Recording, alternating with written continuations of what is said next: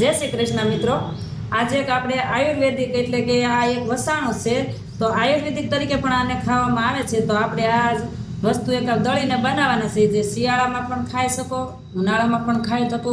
આના ફાયદા શું છે, અમારો વિડીયો પૂરો જોજો। આ બને હજી પછી તમને હું આગળ બતાવીશ। તો આને ઓથમું જીરું કહેવામાં આવે છે મિત્રો। તો અમે આને શું કહો છો, કોઈ શાહ જીરું કહે છે, અમે લોકો આને ગુજરાતીમાં ઓથમું જીરું કહીએ છીએ। તો આપણે આને પહેલાં ઘંટીમાં દળી નાખશું। તો આપણે દળવાનું સ્ટાર્ટ કરશું।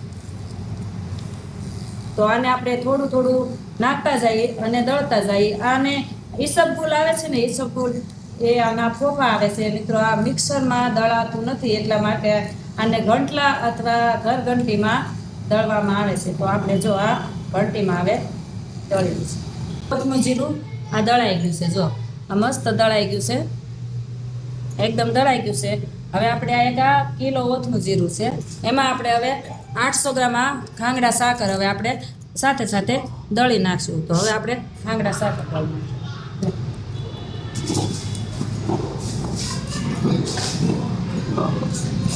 આ સાકર ને ઓથમું જીરું બેવ સરસ રીતે દળાઈ ગયું છે, તમે જોઈ શકો છો।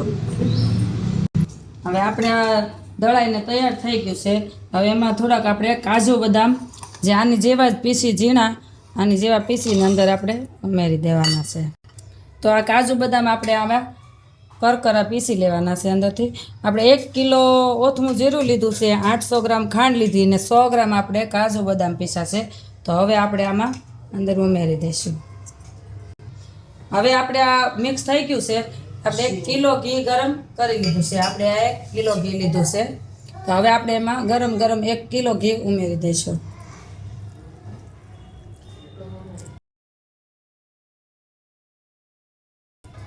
હવે આપણે આને બરાબર મિક્સ કરી લઈશું। આ વસાણું એકદમ ઠંડુ વસાણું જ કહેવાય। આ શિયાળામાં ખવાય અને ઉનાળામાં પણ આને ખાઈ શકો છો।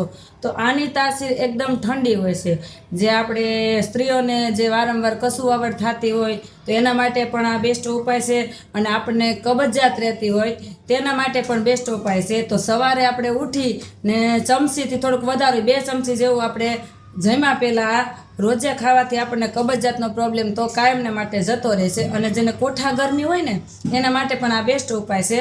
તો આ મારો વિડીયો કેવો લાગ્યો, તો તમને ગમ્યો હોય તો ઘરે પણ બનાવજો, લાઈક કરજો, શેર કરજો અને સબસ્ક્રાઈબ કરવાનું ભૂલતા નહીં મિત્રો। આ છે ને 6-7 દિવસ થાય પછી જ આનો ટેસ્ટ આવે, અને તમને બીજે દિવસેથી પણ ખાઈ શકો છો। પણ જેમ ઠંડુ થાય ને જેમ પલળશે ને પછી આનો ટેસ્ટ વધારે આવશે। તો આપણું આ વસાણું તૈયાર છે।